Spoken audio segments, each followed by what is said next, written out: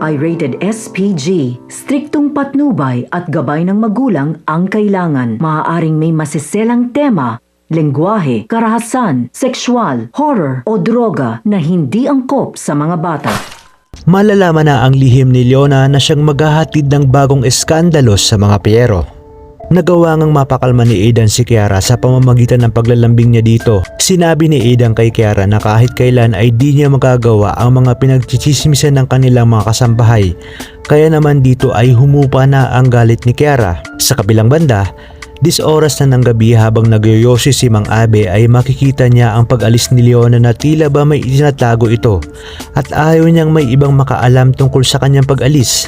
Kaya dito ay ipapaalam niya kay Max na umalis na ng mansyon si Leona at sigurado siyang pupunta ito sa lugar na kanilang tinitiktikan.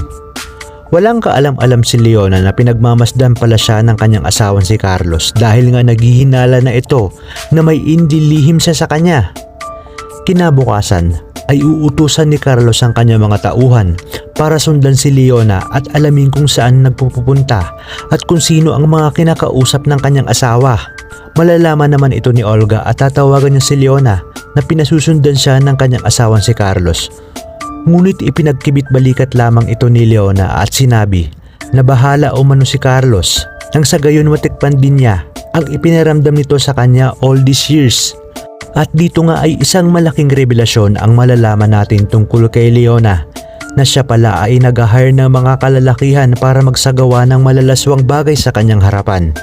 Sa kabilang banda, nangangamba si Ador kung bakit pinabalik pa si Mila sa mansyon at sigurado umano siyang malaking problema ito pag nagkataon.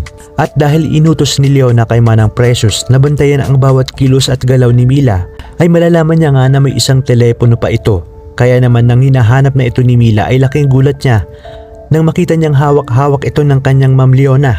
Dito na kaya malalaman ni Leona ang totoong pagkatao ni Mila. Kaya yan ang mga dapat nating pakaabangan sa teleseryeng Hinding-Hindi Ka Patutuluging Gabi-Gabi, ang Dirty Linen.